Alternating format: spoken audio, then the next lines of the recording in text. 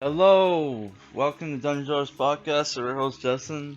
Today, for waiting for Cyberpunk 2077 reviews, which is going to be a very limited review series because uh, I was expecting it to get delayed again, and I had a huge lineup of reviews set up, like a lot of anime. Uh, but that's not going to happen. Which sucks, because there was this one manga series I wanted to review for this review series called Cyber Blue, which is like a cyberpunk manga done by the artist done by the guy who did Fist of North Star, which looks a lot cooler in manga form than in anime. So today we're reviewing a Valiant graphic novel. Valiant is a comic series comic publisher. Most, I would say they were most known in like the 90s. They were kind of like, I wouldn't say they were like on par with Image Comics, but they were kind of like if Image was DC, I would say this would be their Marvel or vice versa, right? Even though when people think of Image, they think of it as like the third great comic publisher. So it's like it Valiant is kind of a bit like, considered a little bit beneath Image Comics. Even though I did think like Valiant Comics back then, they had some really cool character designs. I I went when back in the day when I was a kid, I guess I was a late bloomer when it came to reading. So like, I guess I was illiterate or something, like a little too late into my elementary school life. I can't remember exactly. I think I did know how to read. I just wasn't confident in reading, right? But like, yeah, so like at like 8 years old, my teachers went to my parents and like, hey, I think to get your kid into reading, you should try to get him into comic. You should buy comic books for him to get him to into reading, which they did. And the comics, they couldn't find a comic book store, or they didn't look for one. They found this fucking really shitty convenience store that had some old comics, and the comics they had were like Image and Valiant. And if you know anything about Image and Valiant, they were basically, their selling point was ultra violence. So I read a lot of comic books that were very blasphemous and like ultra violent, and it fucking freaked me the fuck out as a kid. Especially like one of them was Supreme, which is Supreme is like an Alan Moore comic, though I don't know if this Supreme was written by Alan Moore, where like he's like a homicidal Superman. So like the first issue I open up and it's like this homicidal Superman just like killing like with his bare hands these like these guys who look like feds pretty much. And like other superheroes being like, man, that's fucked up, and he's like, no, he had no choice. He had to. Like, it's like, what the fuck? Yeah. So the story for this, I assumed that this was like an Elseworld kind of story, because it takes like the Rai superhero and plunges him into the future. But apparently it's a crossover event, and there's other Image Comics characters here. Who they are, I don't fucking know, because like, besides from Shadow Man, Dr. Solar, and like, a few other Valiant superheroes here and there, I don't really know a lot. And like on the back, there's like, you see Bloodshot, like a 4001 AD version of Bloodshot. So I expected Bloodshot to be in here. He's not, and that's because if you look at the back, like not at the back, but one of the back pages, you find out, hey, this 4001 AD graphic novel is the fourth book in a fucking series. Keep in mind, nowhere does it say that. It what it says is collecting 4001 AD 1 through 4. This was 1 through 4. Holy fuck! It felt like super short. No wonder it was super short. Which took me 3 days to read this, by the way. That's how shitty this fucking graphic novel is. So it's like, yeah, it's the fourth one in this fucking series. Like, you have Rai, Volume 1, Welcome to New Japan. Volume 2, Battle for New Japan. Volume 3, Orphan. And then you have this one. Like, fuck. So I think this came out in, what, 2016? 2016, yeah. So basically, in the future, humanity, it's post-apocalyptic kind of book, but in the future, you know, humanity is pretty much fucked up on the on the Earth, and Japan has this like orbiting city in the sky run by this AI named Father, who created this society built on the backs of robots, robot humanoid slaves, and this pisses off the people of New Japan for some fucking reason. And their guardian superhero Rai, in like not in this book, but in previous books that aren't included here, went against his AI overlord, was cast down to Earth, and him and his two friends, one's Lemur, the other one, I don't fucking remember his name. He looks like a really cool old guy. They said he was his name was Gilad. Okay. Alright. He's supposed to be a geomancer, but you don't actually see him do any geomancer shit. Geomancers control, like, I would say plant life, I'm assuming. I don't fucking know. We only see one girl do geomancy, and all she does is move around this like vine and shit. So they go on.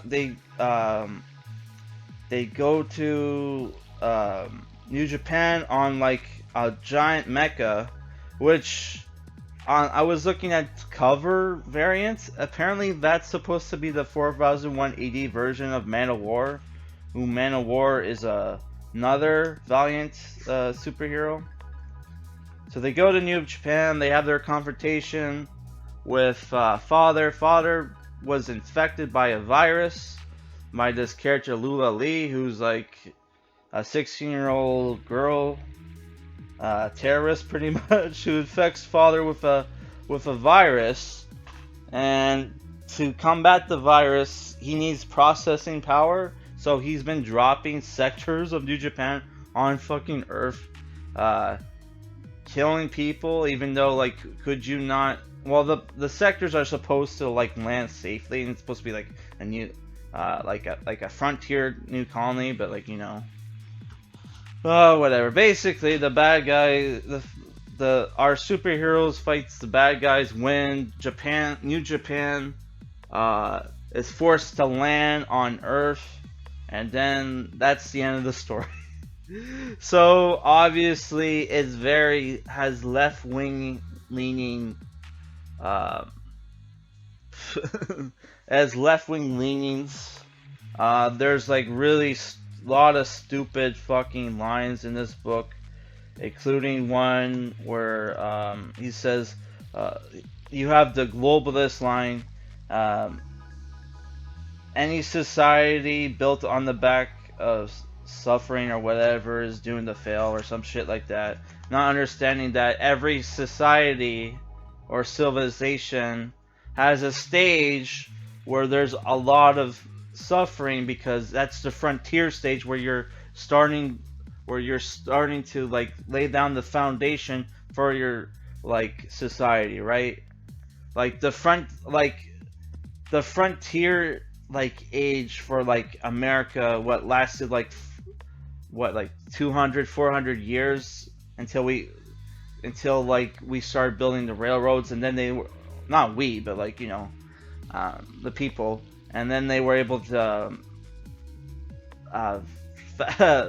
deliver resources throughout the country faster, allowing them to build up the country, and American civilization till it is today. So like obviously any fucking society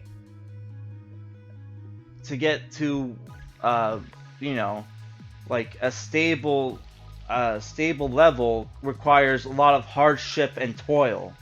That so that fucking globalist line, it's just a lot of cultural Marxism in this fucking book. But like other than that, is there a lot of SJW shit? Besides from what I mentioned, not really. There were no gay characters. There weren't though. How would we know, right? This is like basically we're basically reading the last three episodes of a fucking anime series, and there's a lot of aesthetically it reminded me of a lot of different anime, and there's like the Megazone 23. It has this Megazone 23 feel to it.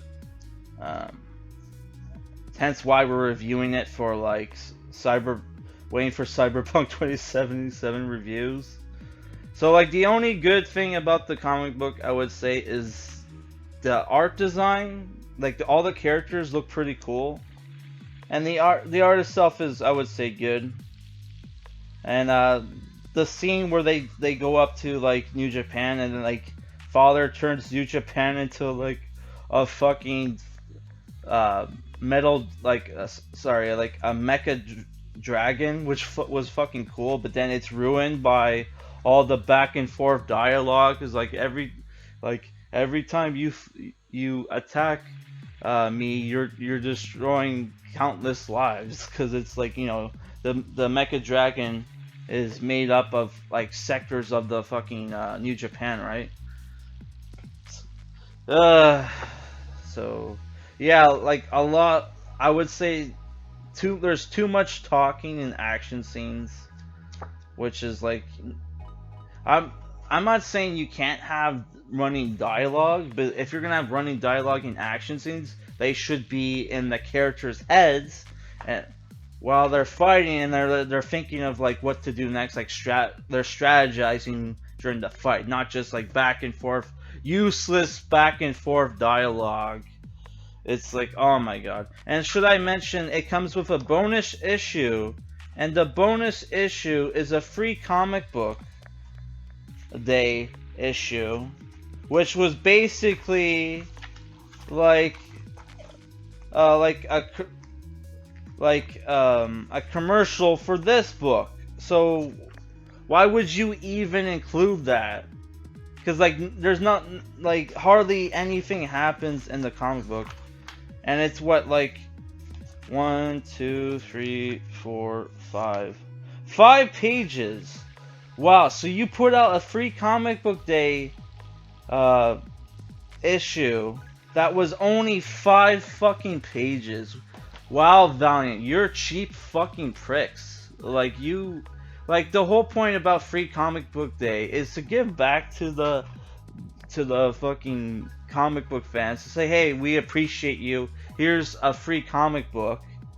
And at the same time, if it's a good free comic book, then obviously you're gonna hook new readers into buying your books. You don't just put out a fucking 5-page ad for your fucking series, you stupid fucking pricks. And like, should I mention, I was looking at the other Valiant Comics they have. They have one that's basically just a ripoff of fucking Deadpool, called Quantum and Woody, where it's basically Deadpool but with blue and white like color scheme. Wow. So like the complete opposite. What would you say is a color scheme the complete opposite of red and black? Blue and fucking white. And like he has like the fucking Deadpool ripoff puts up a sign like called that's written "Kick Me." Wow, Valiant, you fucking fallen on not hard times, but like, rock bottom with your creativity. But like, I would say the art, like the only sell point with this book is like the art design and the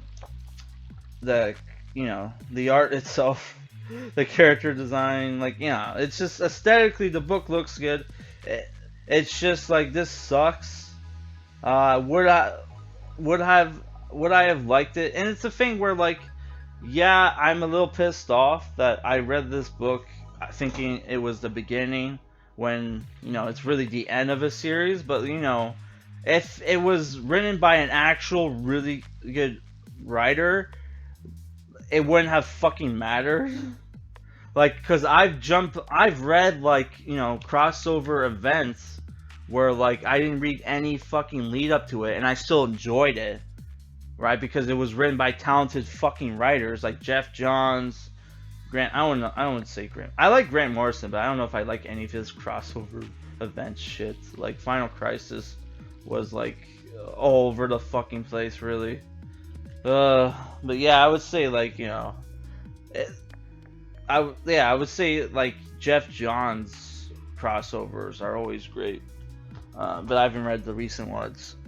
So yeah, like honestly, dude, like since I started this YouTube channel, I wanted to not just review like DC and Marvel comics, but I wanted to review Image and Valiant comics as well, because I know there are contrarian comic book fans that like Image and Valiant and think Image and Valiant are better than fucking DC and Marvel, which is not the fucking case at all, buddy. Holy fuck. But like, I don't know, I shouldn't say that about Image. Like, we're gonna give Image a chance for Image month, which is in January, so like pretty much next month. So I don't know, like Valiant, I have one more Valiant graphic novel called The Valiant, which is another crossover. Which that one I expect going in being confused. But like here, I thought I was starting at like a fucking beginning of a fucking series. So I don't know. If Valiant sucks, I like to give like publishers like free chances, right?